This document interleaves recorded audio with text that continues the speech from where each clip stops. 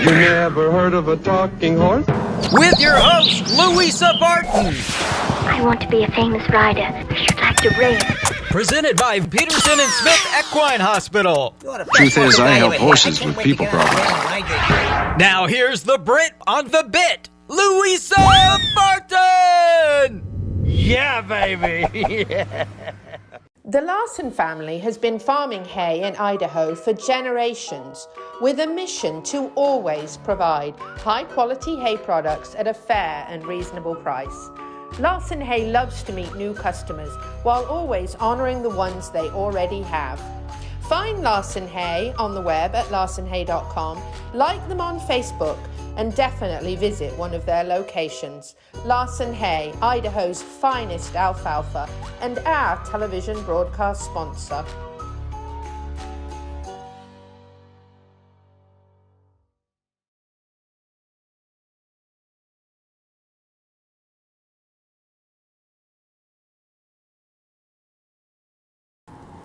Welcome to the Horse Talk Show, presented by Peterson and Smith Equine Hospital.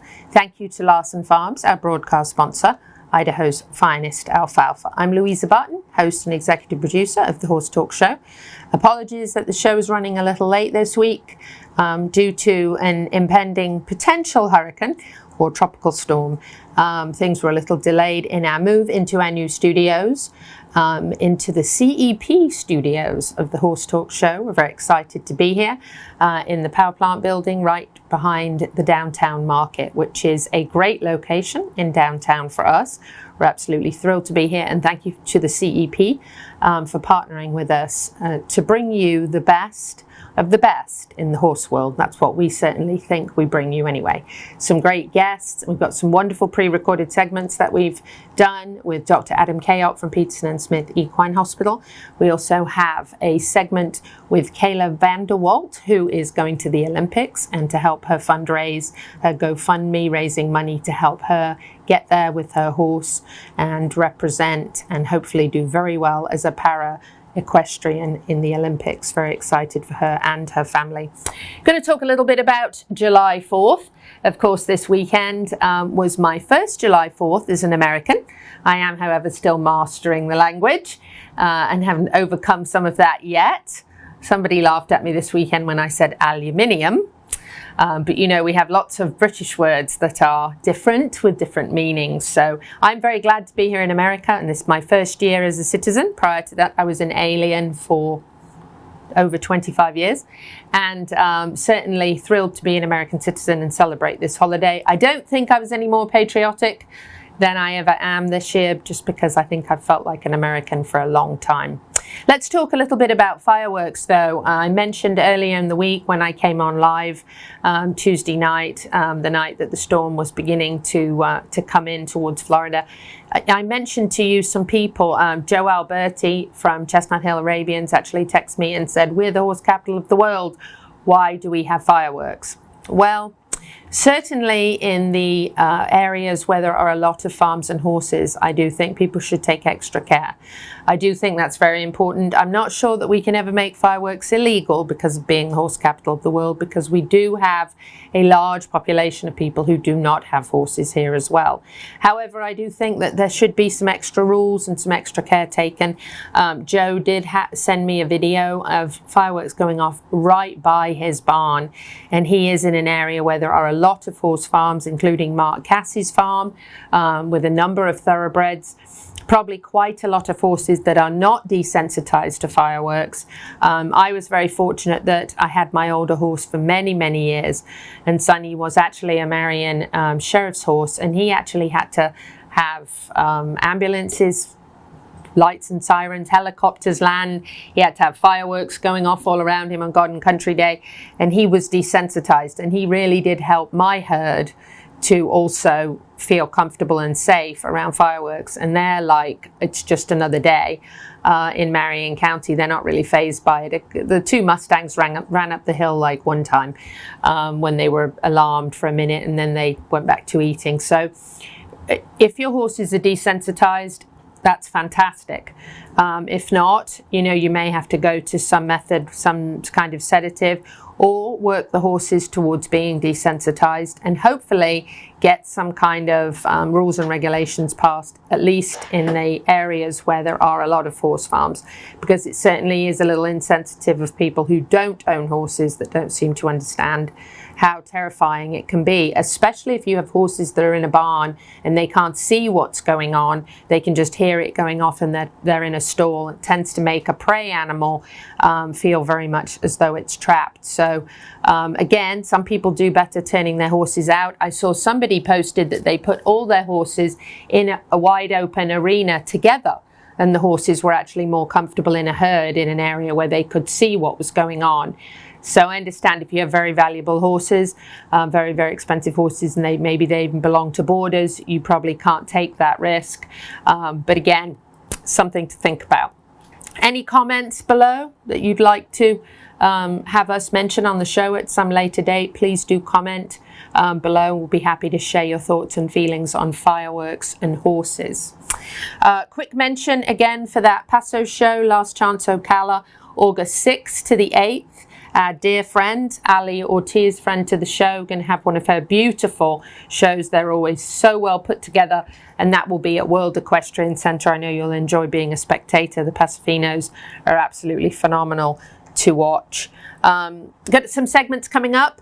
I'm going to hear a little bit again, as I mentioned, from Dr. Cayot, Cayla van der Walt, and Dr. Rullan is going to be on at the end, at the second half of the show, presented by Palm Chevrolet, talking about equine rehab, and we know how important all of that is. In a little bit of news, very sadly, Big Jake, a 20-year-old Belgian, passed away recently. His family absolutely grief-stricken, as are the rest of the horses. He was quite the character in the barn. He was in the Guinness Book of Records in the year 2010 as the tallest horse in the world. At 6 foot 10 inches, weighing 2,500 pounds, he was indeed the tallest horse. His owner's going to memorialize him by keeping his stall empty and putting a plaque and brick outside the stall door with his picture and name. A very, very special horse. All the other horses have been affected. There's a huge void, and apparently everything's very quiet around the barn without Big Jake. And he lived in Wisconsin. A 5-star international horse trial competition is scheduled to take place in Britain in September. This is actually the first time they've had a major competition like this in England in 2 years. So I know they're very excited, especially as badminton and Burghley were both cancelled due to COVID-19. So this will be a 5-star international horse trials in September, and really exciting that the Bicton Arena in Devon's one of my favourite parts of England, is actually going to host this, and they'll have this opportunity to be in these classes, which is really wonderful. The Cheddington Bicton Park 5-star horse trials will be an opportunity to see the highest level of competition in Britain for the first time in 2 years, with a prize of £125,000. This will also be live streamed by supporting sponsor, the Eventing Channel.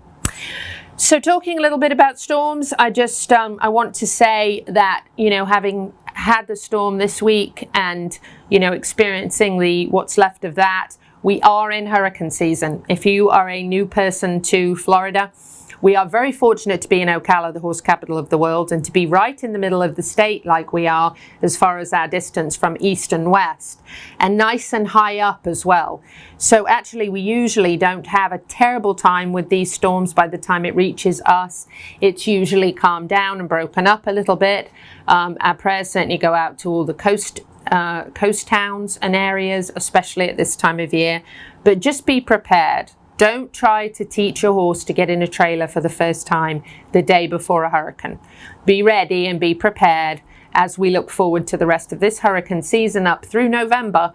Make sure you're ready. Also, store a lot of water. Fill up wheelbarrows, extra water troughs and buckets, because if, God forbid, you do lose electricity, you have got water for your horses. Make sure you have a minimum of 72 hours of feed. Better if you have hay for a week. Make sure you secure all your movable objects and make sure you have an emergency first aid kit and a chainsaw with fuel on hand. Make sure your vehicle's full of gas.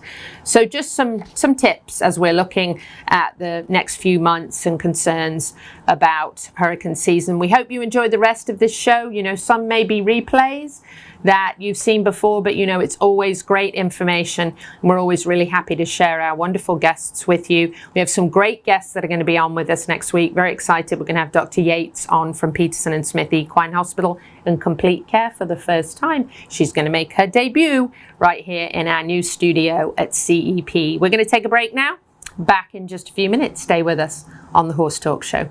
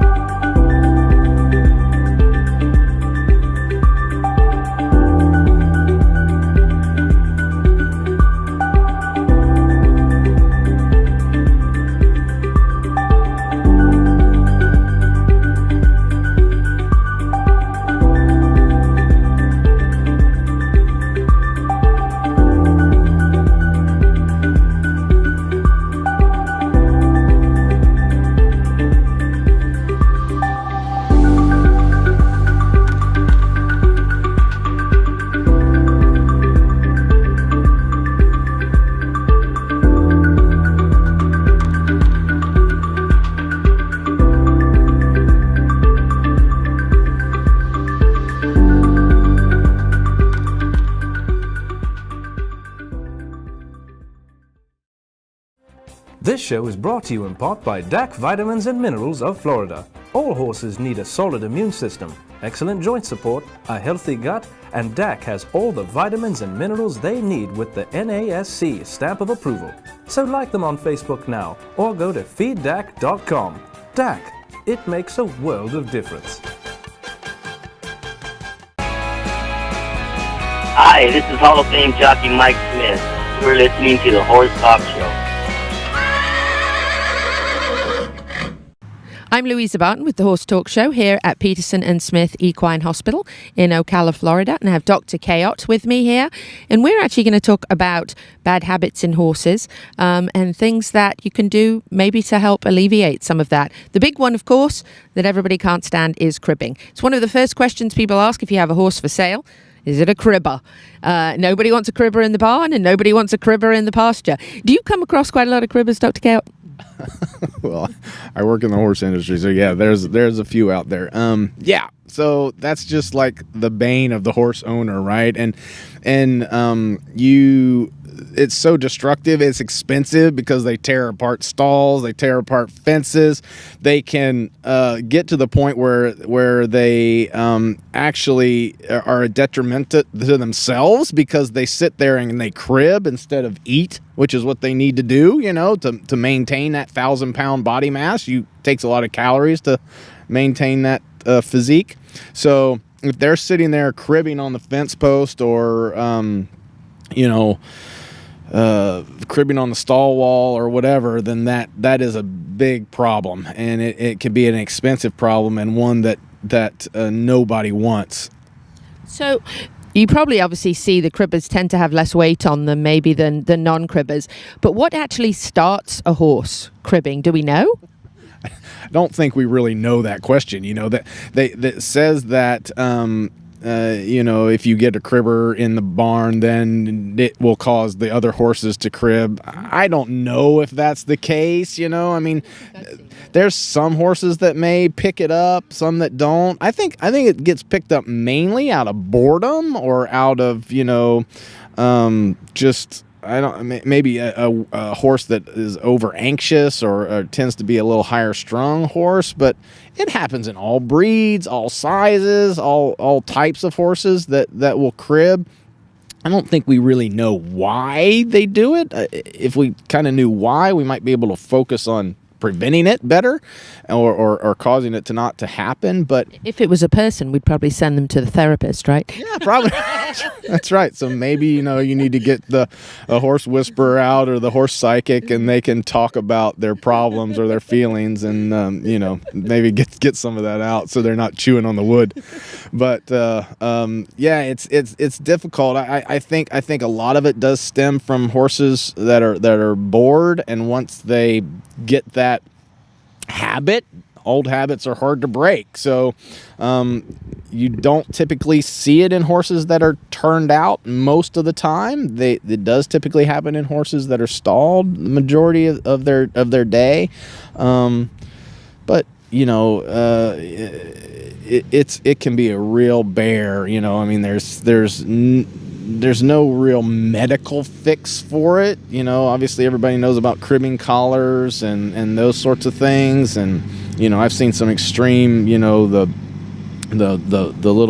clips that they put between their front teeth. I'm not a big fan of that. That doesn't seem very humane to me, but I have seen that. I wouldn't recommend that, but it's a very frustrating thing, and people will go to great lengths to try to prevent their horse from chewing down the barn or chewing down their fencing and that sort of thing. Now, is it true that a horse actually gets addicted to doing it? I mean, I know that's probably a hard question to answer because you can't ask the horse, but people have said it's almost like when they suck in and the air is almost like a kind of a high for them. Is that right? Well, the way I understand it is they do get some endorphin release from it, right? Just kind of like even when you put a twitch on, there's endorphin release, which is kind of bizarre, but yeah, they can get a euphoric kind of feeling just from the endorphin release that can happen. I mean, the other thing you talk about, the air that they suck in, well, that air has to go somewhere, and those horses tend to be more likely to colic because they have excess gas in their digestive tract because they're sitting there sucking it in. So that can happen. You just saying that made me think of that. So cribbing is a problem. That's why people, like you said, when they're wanting to buy, does the horse crib, and certainly the sales pavilions and that sort of thing generally have provisions in that if this horse is a cribber, or you get it home and ends up being a cribber and wasn't announced and that sort of thing, then you're not liable to keep the horse. So it's a big deal. It affects industry. It's a very costly one. I mean, if you have a nice horse that cribs, people don't want it. Doesn't matter, because in the long run, it's going to be that stigma that they'll get the other horses to start cribbing is alive. It is, whether that's the truth or not, I'm not sure, but it is alive. So nobody wants, it's kind of like the scarlet letter, in the horse world. You don't want that horse in your barn, So. And I've not actually seen that in the horses that I've seen as cribbers with other horses. But I haven't been around that with younger horses, and I would imagine the risk of copycat behavior is probably more likely in a younger horse, like a foal or a yearling that might be sort of learning to find its way around, and that's its example. And that certainly, I think, could be probably more alarming than an older horse that's been around for a long time, like mine, are unlikely to begin a new habit later in life. So I would think that if you have a barn of young horses, you'd be very concerned if you had one in there that was a cribber. Yeah, I think that's true. I think, and typically you'll see if the mare's a cribber, oh, the baby ends up being a cribber, that sort of thing. That's not untypical, that's not another copycat thing. I see that, frequently. So you saying the younger horse doing that does make sense, Now, do veterinarians ever recommend any medications to calm horses if they are an anxious horse and it tends to be associated with anxiety? Because it seems to me if it was a person, it would certainly be an anxious, thinner person and more nervous person. It's kind of what you see when you think of a horse as a cribber as a person. That would kind of be, do you ever recommend anything to calm a horse down like that? Well, any of your things that may work, anti-ulcer drugs to calm horses down, long-acting tranquilizers, that sort of thing. There's a lot of feed-through additives that can lower horses' stress that are out there on the market. And of course, you brought this up before the segment, but I don't have any, personal experience with this, but the CBD stuff, I know people are, that's kind of a hot thing right now. And I think that people have seen some benefit, from that. And so we'll see, we'll see how that progresses in the future, but anything to lower the horse's, anxiety, or just try to know your horse. Maybe your horse needs to be turned outside a little bit more, maybe he doesn't like this buddy that he's stalled next to, whatever, just kind of, just try different things and see what works. But, certainly it can be a, frustrating habit. Indeed, nobody seems to want a cribber. I always feel terrible for the cribbers because sometimes they're very sweet horses and they don't really find a home so easily. It's a shame. They just can't. I'm Louisa Barton for the Horse Talk Show here at Peterson and Smith Equine Hospital with Dr. Adam Cayot. Thank you to our presenting sponsor, Peterson and Smith Equine Hospital and Complete Care, and Larson Hay, our broadcast and television sponsor, plus supporting sponsors, DAC Vitamins and Minerals, Seminole Feed Stores, Piranha, TT Distributors, and the Hilton Garden Inn, downtown Louisville. This show is brought to you in part by Seminole Feed Stores, family owned since 1934. Manufacturing fixed formula horse feeds with mindful monitoring and quality ingredients right here in Ocala in an all-natural, non-medicated feed mill. Seminole Feed, simply the world's best and safest feed. Like them on Facebook now or find them at SeminoleFeed.com.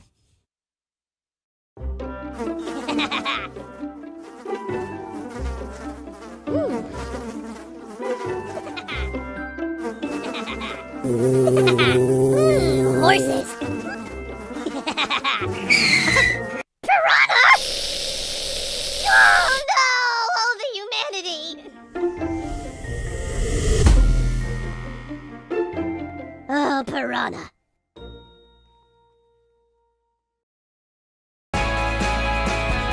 Hi, this is Hall of Fame jockey Mike Smith. You're listening to the Horse Talk Show. Welcome back to the third segment of the Horse Talk Show presented by Peterson and Smith Equine Hospital and Complete Care. Thank you to Larson Farms, our broadcast sponsor, Idaho's finest alfalfa. Shout out for Piranha. They are the presenting sponsor of our equine initiative here at the CEP studios, and we are so fortunate to have them. And by the way, Piranha works. It really works. You need a fly system in your barn. There's information. You can find it at piranhainc.com. Check them out and get one installed right away. And because we love Piranha, we're going to throw a template up here with a very pretty picture of a trail ride. What is your favorite time of day to ride? Share with us. You can comment below or message us. Tell us, when do you like riding? Sun up, sundown? Does it depend on what time of the year it is? It probably does. Early or late is much better in the summertime. Maybe you don't have a choice and you have 15 of them to ride a day.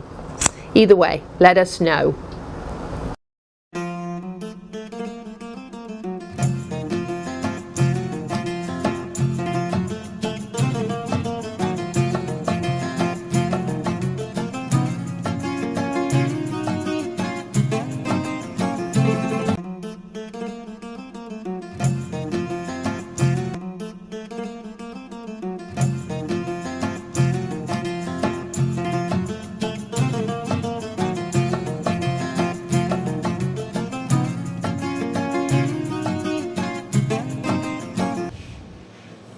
I'm Louisa Barton with the Horse Talk Show, here at the Gypsy Gold Farm Tour.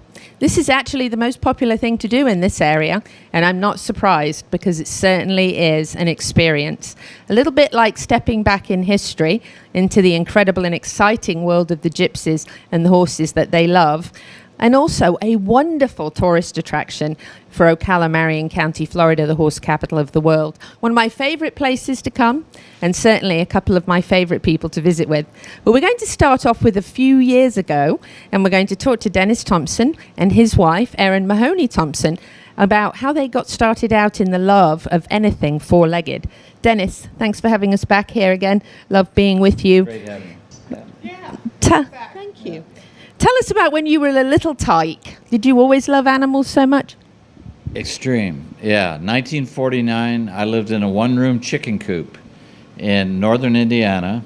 No heat, no water, 2x4 bunk beds. Yeah, nice. But it was a chicken coop full of love and parents who believed they could do anything. And my mother wound up with the first McDonald's in America with a hitching post in Amish country in Indiana. Yeah. And my father's master's thesis was turned into a text for high school industrial arts. I was an extreme animal lover as a child. Called me the guppy god in the 4th grade because I'd take mason jars full of baby guppies to school and sell them for a nickel apiece. Matter of fact, my neighbor, Mr. Flanagan, raised Shetland ponies. And that was the 1950s. There was an invasion of Shetland ponies from Great Britain. And I tell people I believe it was an effort to take our country back by destroying our children. That's about spot on, right? Yeah. Oh my goodness. We had a big weeping willow tree in the front yard, and I would take branches from that willow tree and go to Mr. Flanagan's. He had an apple orchard. And I'd climb over the fence and make bridles and reins out of those willow trees. And I'd get on those ponies.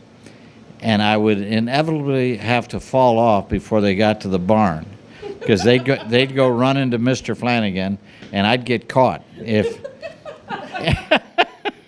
So my love for ponies, or love for horses, started very early. But, it's... You're either born with that or you're not, you know. And I hung out at pet stores as a teenager, and at 18, one of those stores asked me to work for him, and it was owned by the man that invented kitty litter, Ed Lowe. Matter of fact, just recently I had an interesting thing. People who watch your show will remember an actress called Kim Novak, beautiful actress. I forget what, there was one movie she was particularly famous for, but I wrote her maybe 10 days ago. There was a segment about her on CBS, and she was driving a Gypsy Vanner horse. She's 85 years old now. Yeah. But it was her cousin and his wife who actually hired me at that pet store. Yeah. From Chicago. They managed one of the top pet stores in America, and Ed Lowe hired them to design the ultimate pet store. Ed Lowe's the man that invented kitty litter.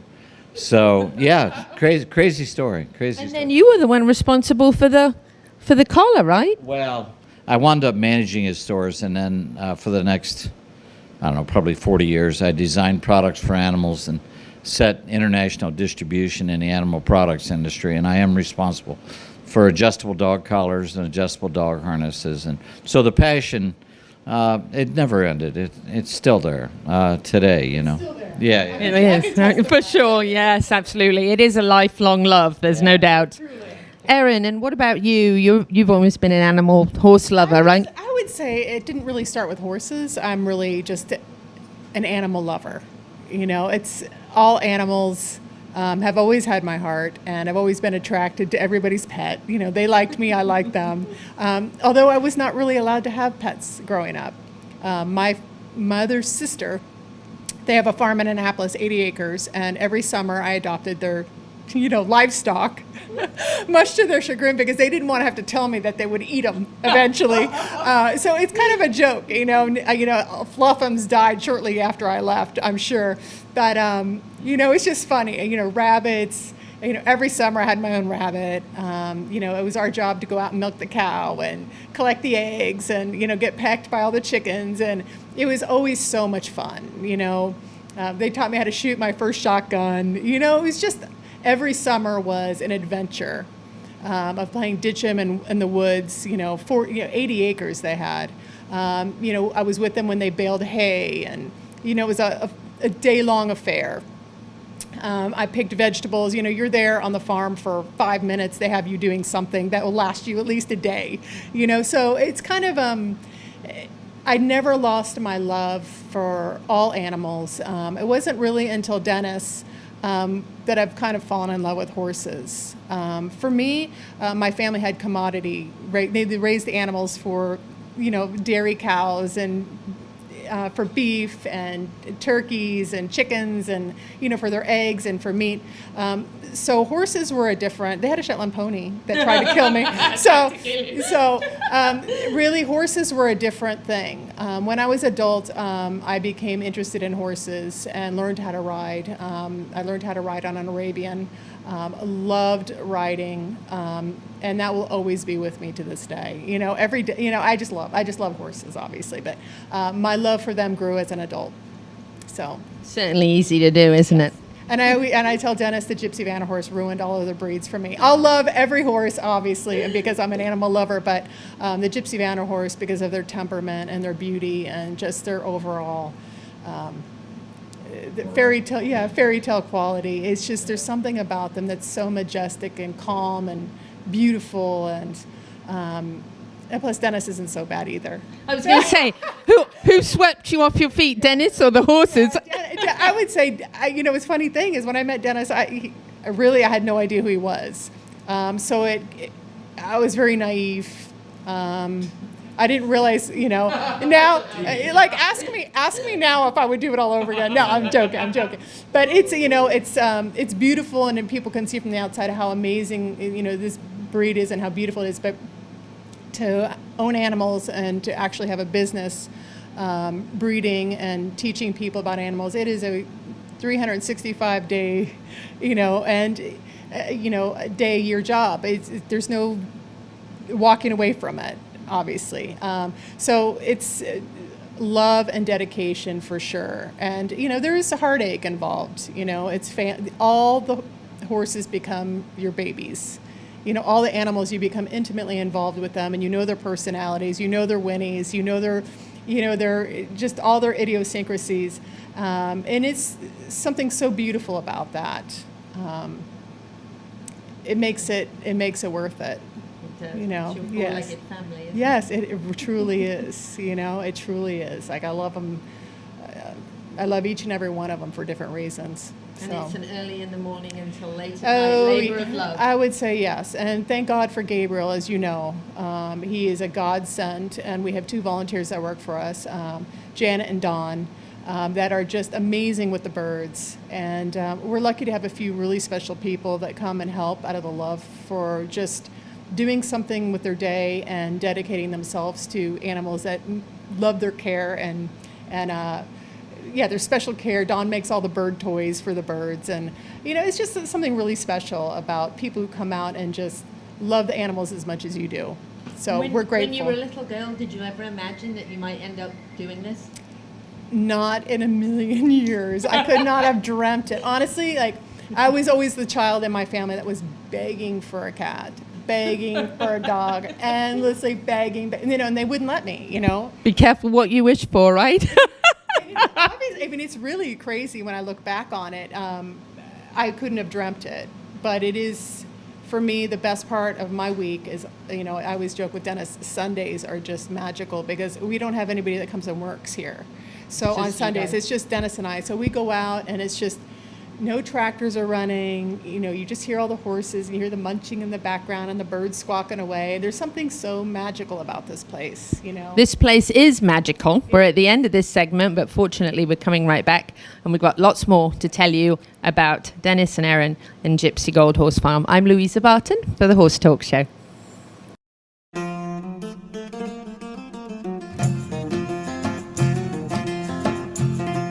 Equestrians, it's time to take care of yourself as well as you do your horse. So get down to Pulse Center of Ocala. The PEMF wave is safe, and it's a therapy that charges your cells and allows them to function at their fullest capacity, so you heal much faster. Check them out at pulsecenterfl.com now and tell them you heard about it on the Horse Talk Show for a free demo. The Larson family has been farming hay in Idaho for generations, with a mission to always provide high-quality hay products at a fair and reasonable price. Larson Hay loves to meet new customers while always honoring the ones they already have. Find Larson Hay on the web at larsonhay.com, like them on Facebook, and definitely visit one of their locations. Larson Hay, Idaho's finest alfalfa, and our television broadcast sponsor.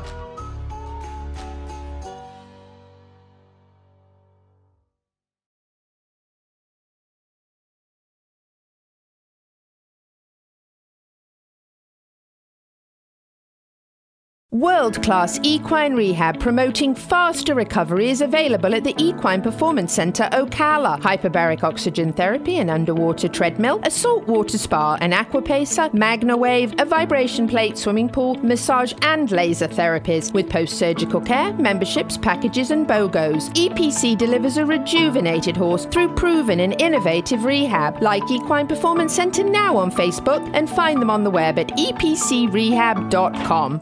Welcome back to the Horse Talk Show. You never heard of a talking horse? Well, listen to this. With your host, Louisa Barton. What does it feel like to be in love with a horse? Presented by Palm Chevrolet, your hometown Chevy experience. Back in the saddle again.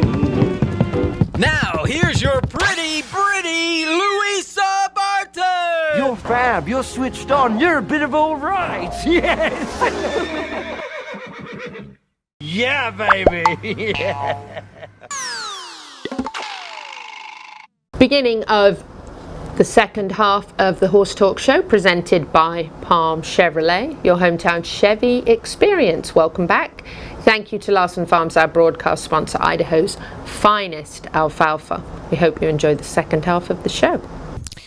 I'm Louisa Barton with the Horse Talk Show and Equus Television, and I'm here with a young lady who's heading to the Olympics. We're very excited for Cayla van der Walt. I said that right. We're also here with Totoro, the horse that she'll be competing on. It's very exciting to have a young lady here in the horse capital of the world heading to the Olympics.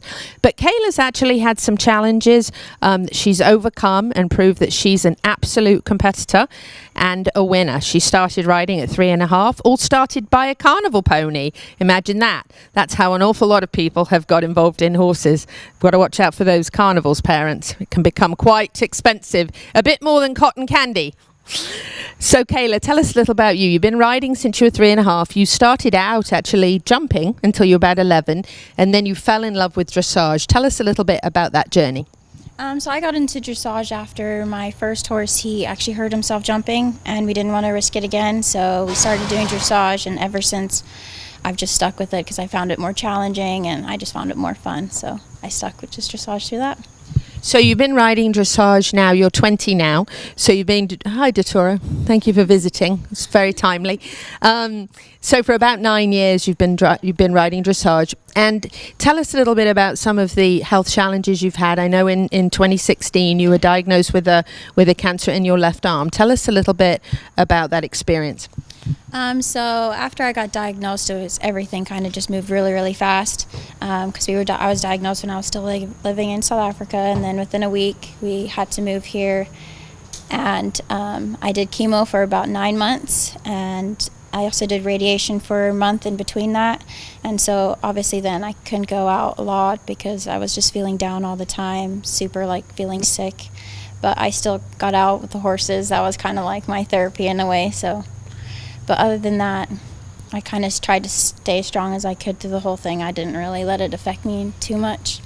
So talk a little bit about some of the challenges to your left arm. Fortunately, you are right-handed, which is good. But tell us some of the things that you faced getting back into riding after the therapy. You had to have a surgery. You had a tumor that unfortunately was very close to the nerve, and some concerns there. Ewing's carcinoma, is that right? Ewing's sarcoma. Ewing's sarcoma.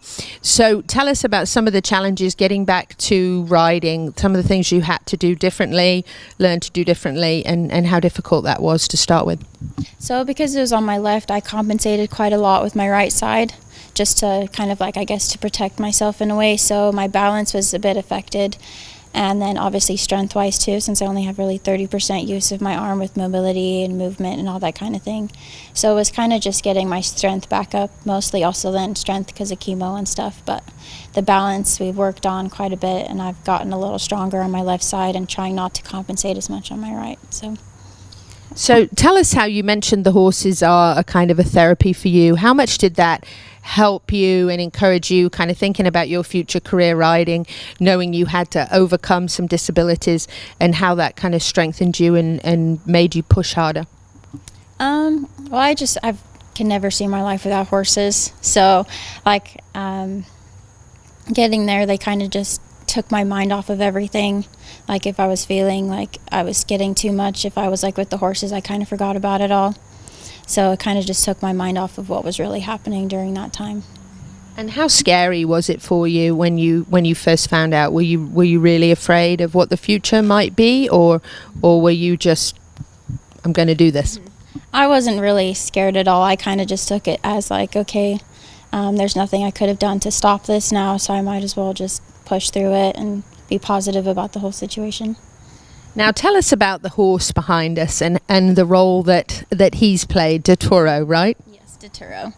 I found him through my trainer, Trisha Bell. She had been riding him in the top level Grand Prix, and then when he came for sale, he's just been super level-headed, calm, so it was like perfect dressage horse. And so that's how we got to know him through my trainer, and then, yeah, everything just got better from there since we got him, so. Tell us a little bit about his personality and some of the things you really like about him. So the biggest thing about him is he's very cuddly, and he's a very people horse for sure. He'd rather be with people than with horses. He's a bit of a goofball, but very level-headed, so he's very trustworthy. It shows. I don't need to worry about him ever, like freaking out on me or anything like that. He's very trustworthy. Tell us about the qualifying procedure to make it to the Olympics and what you've had to accomplish to be able to go. So we've had to do a minimum of 3, they call it a C-Petty, their FEI shows, and they had to be a 3-star show. So I had to do a minimum of 3 and get qualifying scores. There's 3 different tests for each grade. You have an individual test, a team test, and then your freestyle. So we had to get qualifying scores in all 3 at a minimum of 3 shows to then get South Africa to look at us and then see if they'd like to choose us for their team. Now, having ridden and competed outside of the para world, the differences for you, the big differences you see competing in the 2 different ways that you've competed, and some of the things that the challenges you've overcome to get to this point. Mm-hmm. So with the para stuff, it's a lot bigger, because it's an international ring. So those are the biggest shows I've ever done. So our first show kind of was stressful, but since then I've actually enjoyed it a lot more, the bigger atmosphere and stuff. And I think Turo likes the bigger atmosphere too, because he's a bit of a show off. So, so yeah, it's just the biggest thing is just the atmosphere, really, because everything's just a lot bigger. You got more people watching, and yeah. And tell us about your trainer. Tell us about Trisha. So I've known Trish for a really long time. She's pretty much family to me. Let's see. What can I tell about you, Trish? How long has she been teaching you? So I've since knowing her, she's kind of just done, I started out doing clinics and stuff with her, and then I've really just started, she's been my pretty much personal trainer, I guess you can say, for the past 4 years. So, yep. So helped you a lot through all of this, and obviously she knows Dottore very well, having ridden him to the Grand Prix level already. So since I think it helped a lot that she already knew him, and then she then knew me in a way, so working us, putting us together was kind of a lot easier for us since she knew both of us already.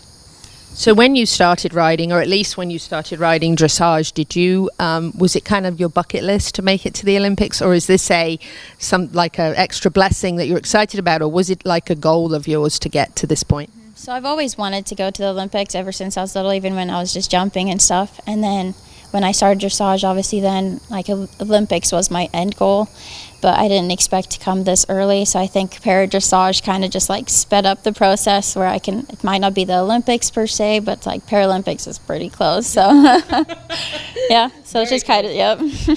Tell us about your parents and your family's role in all of this. Oh, they've been super supportive. I probably wouldn't be here if my dad didn't do everything, financially help me, and then just helping out at shows, getting me to where I need to be, and all that kind of thing. Yep. So very supportive. Super supportive, yes. So personality, Dottore, a show-off, all personality, friendly, tries to get in your pocket. Do you think he helps to compensate? Do you think that a lot of people say that horses can tell, when you're working towards something, especially with a disability like you've experienced? Tell us about that and how he's helped you. So he's actually quite sensitive. So whenever I might feel anxious, he'll feel the same way, kind of thing. So I know whatever he's feeling is probably what I'm feeling too, because he's very intuitive that way. But yeah, for the most part, he's helped me out at shows. Like I said, he's very level-headed, so he helps keep me calmer in situations too. If I feel like I could be stressed out, he knowing that he's there with me, I think, helps the whole thing. Cayla Vanderwalt, I'm so impressed. It's such an honor to meet you, and we wish you all the best, and we're going to do everything we can to make sure you're at the Olympics and that you compete for your country, for South Africa. One day we hope you compete for America. I'm Louisa Barton for the Horse Talk Show here with a very, very successful young lady who is going for the Paralympics, and we think we'll see her win. Thank you to our presenting sponsor, Palm Chevrolet, and our broadcast and television sponsor, Larson Hay, and also to our supporting sponsors, Equisafe, Nirvana Medical Spa, Showcase Properties of Central Florida, the Equine Performance and Innovative Center, and Summit Joint Performance. Nirvana, Ocala's premier medical spa, is leading the way in great skin with all the newest in treatment options, offering prejuvenation for younger clients and rejuvenation for all ages. Nirvana knows you want to look your very best, but we've all seen people with the telltale signs of too much work. We want you to look like you, just better, brighter and younger, with all the newest and best in technology and all in the most beautiful surroundings. Like Nirvana Medical Spa on Facebook and find them on the web at nirvanamedicalspa.com. Become a better, brighter and younger you. This hour of the Horse Talk Show is presented by Palm Chevrolet in Ocala, where the entire team is committed to making your experience in sales and services hassle-free and easier than ever, with no games or gimmicks. Come in and visit on Southwest College Road or online at palmchevrolet.com. A second-to-none experience with all the amenities. Palm Chevy. Find new roads. Hi, this is Hall of Fame jockey Mike Smith. You're listening to the Horse Talk Show. Quick mention for Epic Equine Performance and Innovative Center in this second half of the show. Shout out for them because they're swimming dogs as well. And all kinds of therapy for dogs. More of that coming soon. Very excited to get our older dogs. Gigi and I both have dogs that need some rehabbing. So we're very glad that you don't just get epic rehab for your horse, you can get epic rehab for your dog too. I'm Louisa Barton for the Horse Talk Show here at EPIC, the Equine Performance Innovative Centre in Ocala, the horse capital of the world. I'm sitting here with Dr. Alberto Rullan. He's told us a little bit in the prior segment about growing up, how he got where he is today. And now we're going to talk a little bit about what EPIC has to offer. We're focusing on equine rehab, conditioning, maybe post-surgery, maybe just a fitness issue, maybe an accident, injury, a number of different things. And we're going to talk about the hyperbaric chamber, a little bit about what that's all about, what that can do for your horse, and also why you shouldn't be afraid of it. And I'm going to let Dr. Rullan tell us a little bit about the purpose of the hyperbaric chamber. Thank you, Luisa. First, before we go into the purpose of the hyperbaric chamber and how it works, I want to attend the biggest question that most clients have and most horse owners have about the hyperbaric chamber, and that is it safe? Because all we hear about hyperbaric chamber is they blow up, right? And my question is, they blow up, like when you do the research, how many is they? I only ever heard of one. Right? Mm-hmm. Now, there have been other accidents around the world through the last century with hyperbaric chamber, in human hyperbaric chambers. I think last time I revised the literature, you can count them with both of your hands. That's it. So use that number and that statistics compared to the hundreds of thousands of hyperbaric chamber treatments that get done in the world, and you can calculate your own conclusion about how safe they are, right? But more importantly is that because it happened in Ocala, when the hyperbaric chamber in Ocala ruptured, had the accident, the road it was at another facility. down the road at another facility, yes. Yes, a lot of people ask me if it was here. No, it was not here. It was right? not here. It was definitely not here. But when the investigation happened, there were several steps that were missing in the security checklist.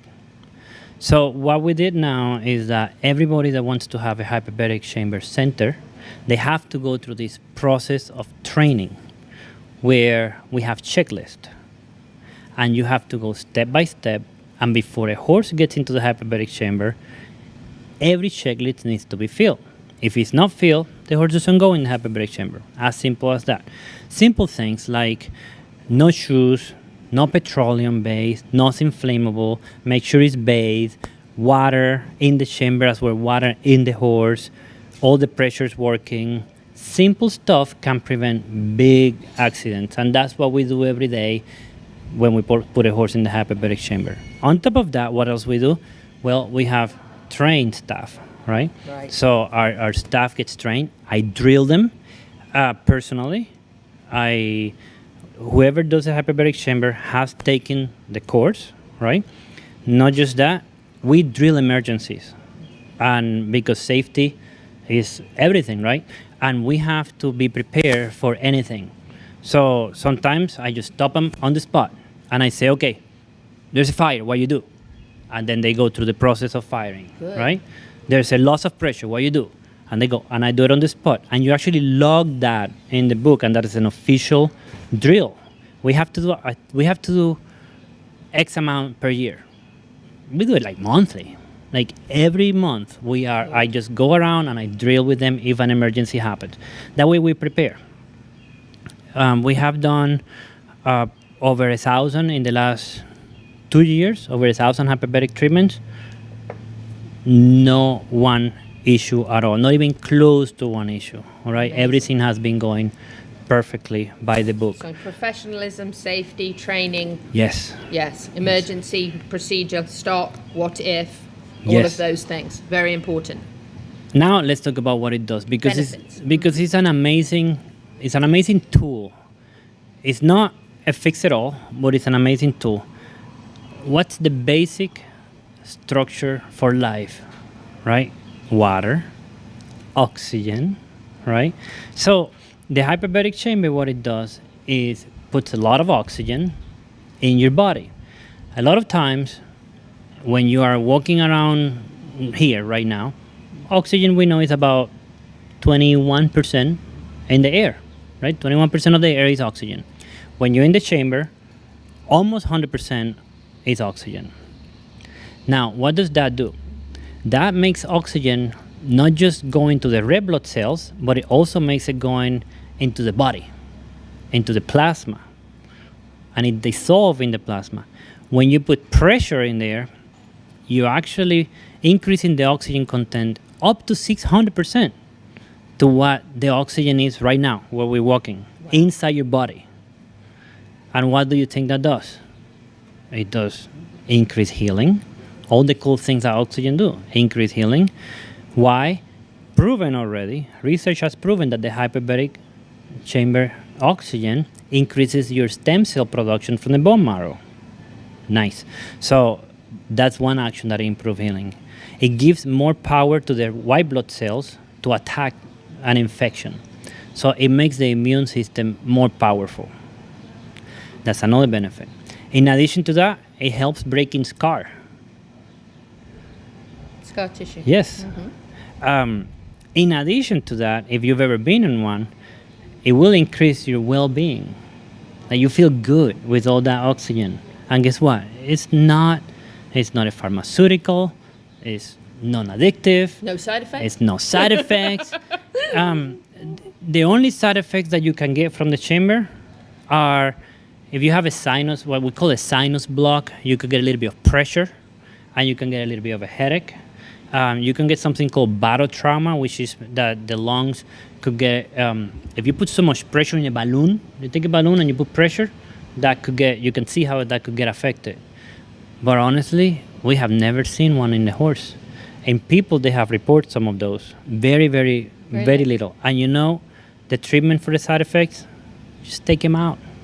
That's right. You take him out of the chamber. Wouldn't you like a pill to have a side effect that is as easy to resolve as just take it out, right? So how many sessions do you see changes usually?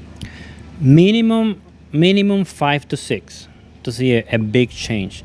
For example, if we have a wound that's infected, that is just not healing because there's no blood supply going and blood is not bringing oxygen to the wound, after 6 changes you start seeing some really good healthy tissue.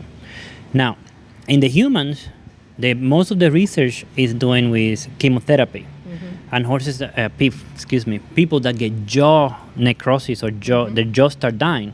So for bone, in the humans, they do up to 40. Wow. When we have had navicular bone infections and what we call the P3 bone infections, really bad infections, we have had to go up to 40 to get them resolved. Really? Yes. And some joint infections, we have had to 15 to 20. What we have discovered is that certain diseases take more treatments at higher pressure than other diseases. For example, a fall with a wound that is not healing, 6 to 10 will probably do it. An adult horse with a bad navicular infection will need 30 or 40. And the interesting thing about the hyperbaric chamber is that we don't really cut the antibiotics. We don't stop absolutely anything else. We don't change anything else. We add the hyperbaric chamber because it's complementary to all those to those treatments. It increases the effectiveness of the antibiotics. Let's say you have a wound and the antibiotics, the bacteria is resistant to that wound, like happened in our case, one of our cases, Willow. The bacteria was resistant to every antibiotic tested. There was no antibiotic that was able to hit that infection. So what we did, we added hyperbaric chamber, and that made the antibiotics actually reach better to the infection and work better. Wow. So they help the heal. Sessions generally how far apart? We could do it up to 2 a day. Up to 2 a day.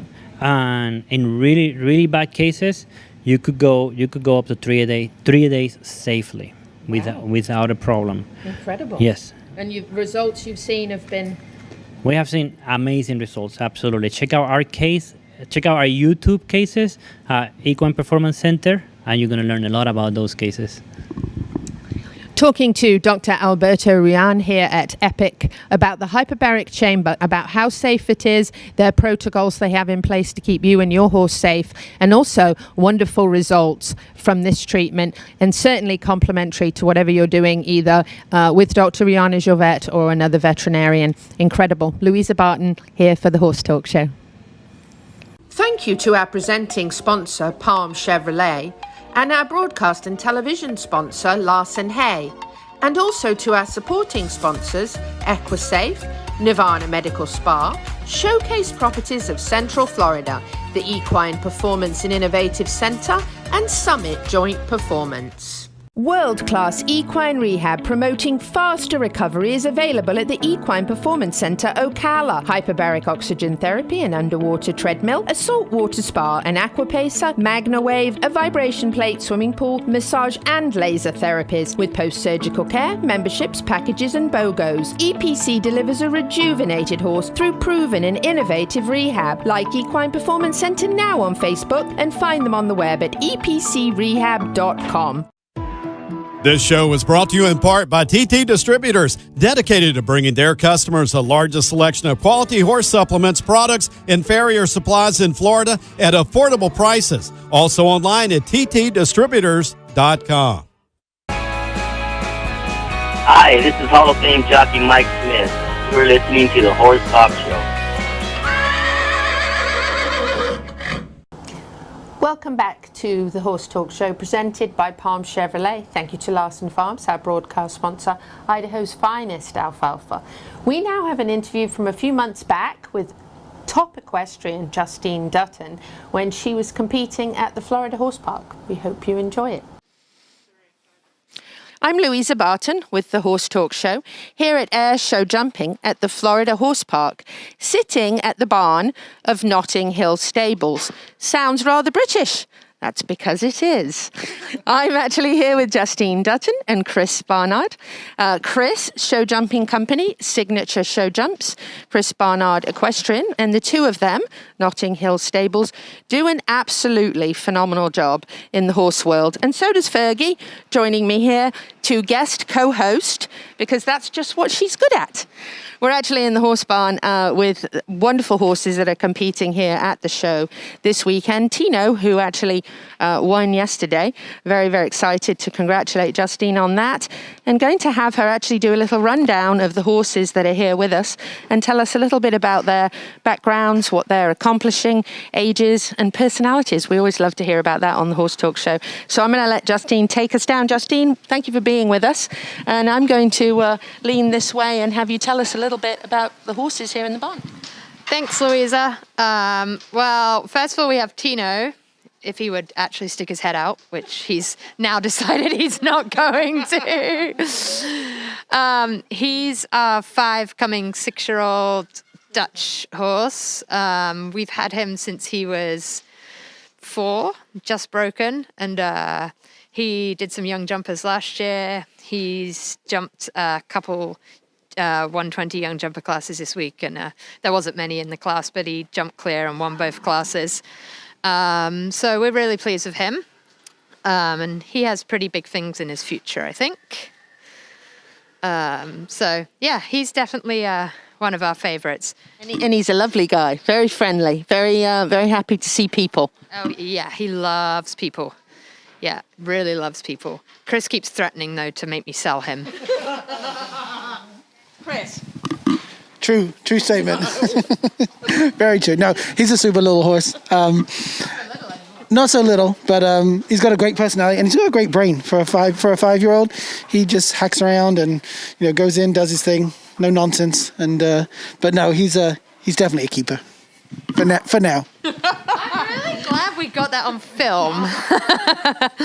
That is recorded by the Horse Talk Show. We have evidence that he said that. But you mentioned earlier not even really needing to lunge or anything, just being able to take him straight in. And yeah, he's actually the best behaved of the lot, honestly.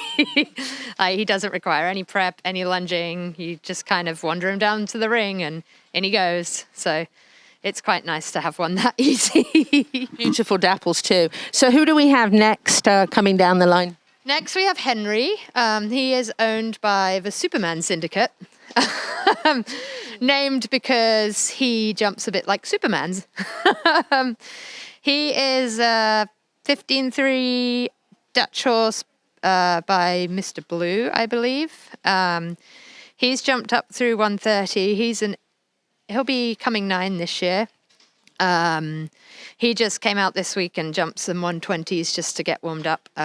Was second yesterday out of quite a big class. So pleased with that. And then he'll jump the $5,000 meter 25 pre tomorrow to finish up the week.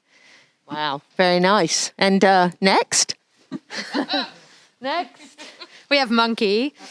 Yeah, aptly named. He is a monkey, as you can see. He's 15, 1.5, coming 10-year-old this year.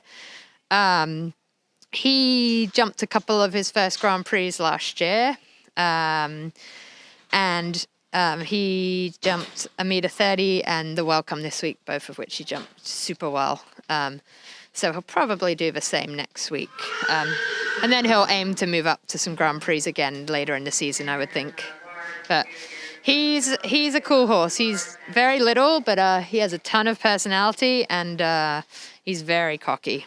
And a beautiful face. Absolutely gorgeous. And obviously loves people visiting with you here, just trying to nibble on you and get your attention. Yeah, he loves people, but he loves food more.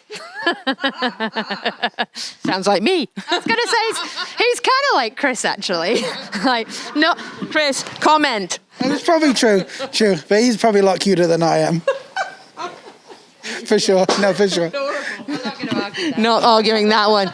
So then we go down to Everse, who actually I'm quite familiar with because Rowan, of course, was riding Everse. I don't know for how long, but I know for quite some time. Quite an incredible horse with a career, but exciting that you just got to ride him in first Grand Prix that you've ridden him in, right?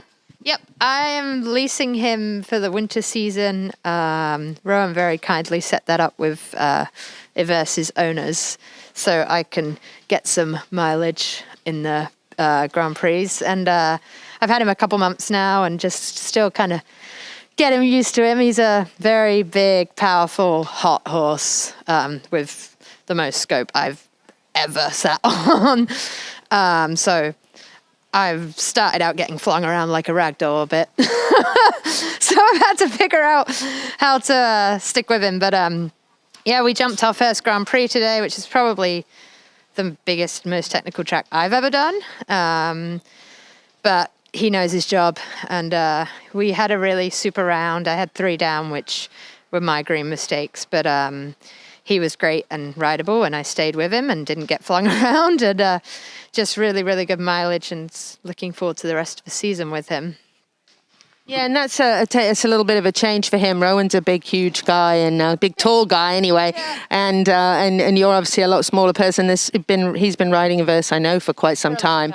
Yeah, so I mean, there's some adjustments there, and only a couple of months in a Grand Prix, it's a big step. So you must have had a little bit of nerves. Was Rowan watching? Rowan's actually in England right now. But yeah, I was a little nervous, but the horse really knows his job. So as long as I'm like somewhat right and could stay on, then I knew he would jump. So it's nice to kind of be sitting on something like that. And you mentioned a technical course. Did you think it was tough? I mean, there were quite a few clear rounds. I think there were 10 or 11 clear rounds, and that's a pretty good percentage. But did you think it was a difficult course? I saw a lot of people having trouble with number 13. It seemed like they'd make it maybe all the way through or almost all the way through with maybe just one rail and then knock down 13. So do you think it was kind of tough, or what were your thoughts on it? I thought it was a really big technical track, especially early on in the season. I mean, I'm still green in the Grand Prix, so quite honestly, they all look fairly big and technical anyway.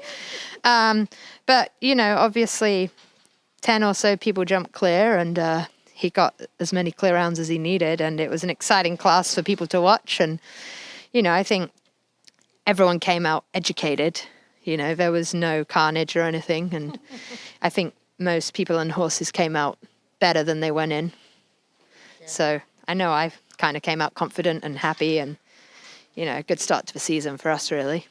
And for you, for a takeaway for Everse for your next Grand Prix, what would you say if there was anything that you kind of took away from that experience? I think, just figuring out, just letting him kind of do his job a little bit more, and just trying to get my adjustments done a little earlier. Just as he's strong, I don't always get the reaction straight away. And just kind of understanding his stride length and power. But, you know, you can only learn that with miles. That's right, all in experience, and he is a big, strong lad. So, but congratulations and well done, because that was a job well done, a nice ride, and certainly a great experience for both of you. We're going to have more with Chris and Justine. We're going to learn a little bit more about signature jumps and some of the things that are on their bucket list. Just happy to be here, delighted and honoured to be here in their barn, the Notting Hill Stables at the Florida Horse Park Air Show Jumping. Louisa Barton for the Horse Talk Show. Thank you so much for tuning in. We hope you fared the storm okay. Certainly hope you were prepared. Remember, it is hurricane season. Whether you're in Ocala, Marion County, Florida, the horse capital of the world, or not, happy horsing around. Until next time.